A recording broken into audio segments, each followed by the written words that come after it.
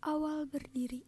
Kerajaan Mataram kuno merupakan kerajaan bercorak Hindu dan Buddha yang berdiri di bumi Mataram, dekat Yogyakarta sekarang.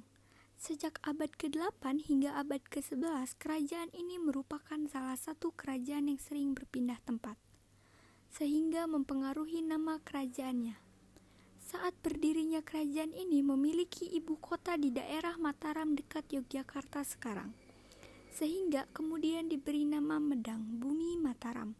Namun kerajaan ini sempat mengalami beberapa kali atau kurang lebih 7 kali berpindah ibu kota, hingga akhirnya sampai ke Jawa Timur pada abad ke-10 dan lebih dikenal dengan Kerajaan Medang. Ada 3 dinasti yang pernah berkuasa di Kerajaan Medang, yaitu Dinasti Sanjaya dan Dinasti Sailendra pada periode Jawa Tengah, serta Dinasti Isyana pada periode Jawa Timur. 1. Dinasti Sanjaya. 2. Dinasti Sailendra. 3. Dinasti Isyana. Dinasti Sanjaya. Kekuasaan Kerajaan Mataram kuno pertama kali dipegang oleh Raja Sanjaya yang bergelar Rakai Mataram.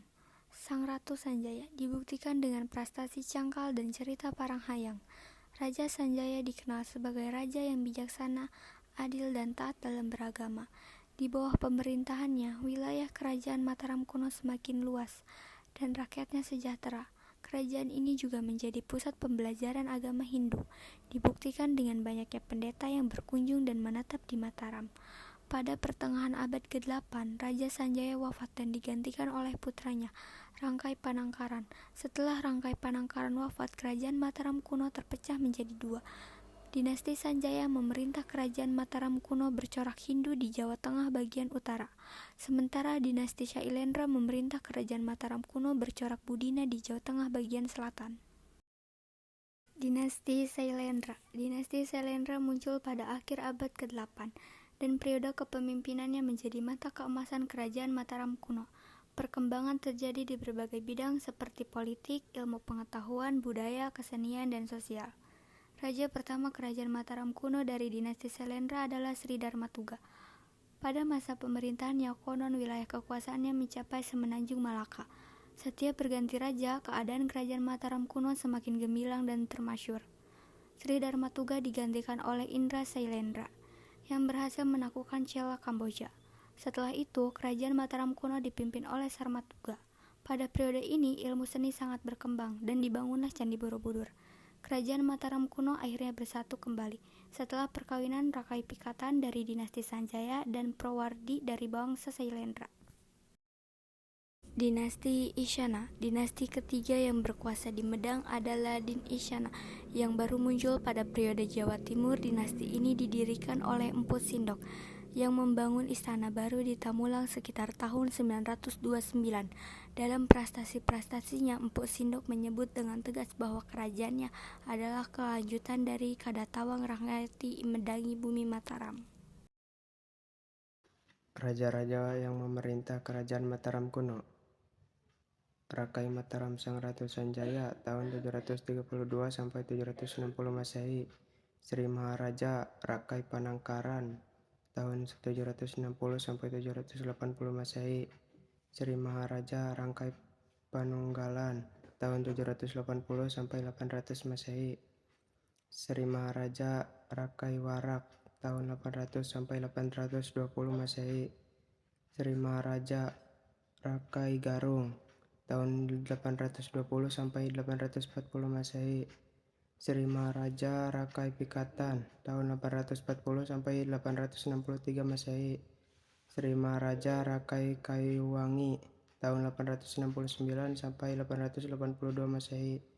Sri Maharaja Rakai Watahumalang tahun 882 sampai 898 Masehi. Sri Maharaja Rakai Watukura Diah Balitung tahun 898 sampai 910 Masehi. Masa kejayaan. Kerajaan Mataram kuno mencapai puncak kejayaan pada masa pemerintahan Raja Balitung. Di masa kekuasaannya, daerah-daerah di sebelah timur Mataram berhasil ditaklukkannya. Oleh karena itu, daerah kekuasaan Mataram semakin luas, yang meliputi Bagelen, Jawa Tengah, sampai Malang, Jawa Timur.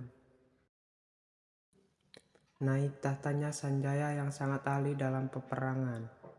Pembangunan sebuah waduk ujung Galuh di Waringin Sapta, Waringin Pitul guna mengatur aliran Sungai Berangas, sehingga banyak kapal datang dari Benggala, Sri Lanka, Chola, Hampa, Burma, dan lain-lain datang ke pelabuhan itu.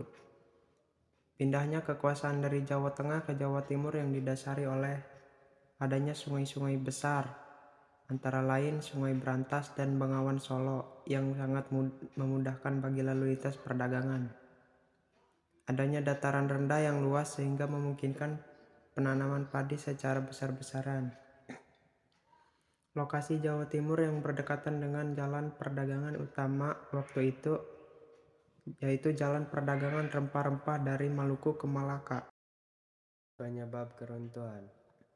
Hancurnya kerajaan Mataram kuno berawal dari persaingan Rakai Pikatan dari Sanjaya dan Balaputra Dewa dari Sailendra yang berkembang menjadi perseteruan turun-temurun antara Mataram kuno dan Sriwijaya. Perseteruan kedua kerajaan ini sebetulnya dilatar belakangi oleh kepentingan untuk menguasai kawasan Salat Malaka. Perseteruan itu terus berlanjut saat kerajaan Mataram kuno Medang diperintah oleh dinasti Isyana, di mana pasukan Sriwijaya melakukan serangan ke Jawa. Pertempuran terjadi di Ajuk Ladang atau sekitar Nganjuk, Jawa Timur. Semasa pemerintahan Dharma Wangsa Teguh, giliran pasukan dari Mataram yang menyerbu ibu kota Sriwijaya tetapi dapat dimentahkan. Akhirnya pada tahun 1016, ibu kota Mataram kembali diserbu oleh pasukan Aji Wurawari dari Luaram atau sekutu Sriwijaya, dan kali ini serangan tersebut tidak dapat dibendung.